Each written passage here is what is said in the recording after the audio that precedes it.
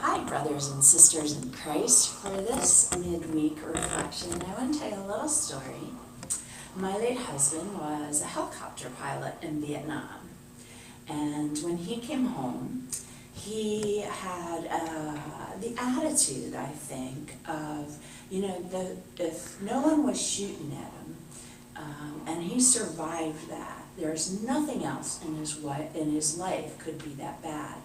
And so his philosophy was, ask yourself the question, in 100 years, does this matter?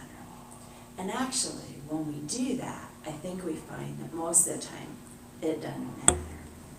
And I've been thinking about that as we've been talking amongst the leadership of our congregations on what it will be like when we are able to reopen, when we're able to gather in small groups, but gather face to face.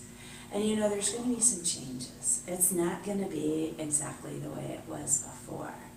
And we're going to need to be flexible. Everybody's going to need to be a little bit flexible.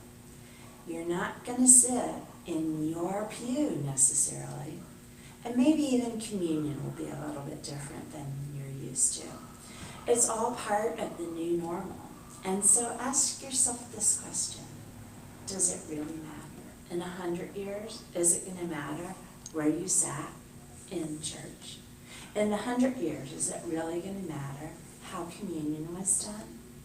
If it's done right according to our Lutheran traditions and our Lutheran theology and our Lutheran doctrine, we know that God will be present. God has promised to be present, and God will be present. So we're all going to have to, I guess, be a little more flexible maybe than we've been in the past. And for some of us, that might be a little harder. But for others, that might be just the way you are. So whichever way you are, when we come together and we join together, remember that flexibility and really focusing on what's important, and that is that we're back together again, is what matters most. So I hope you have a wonderful day.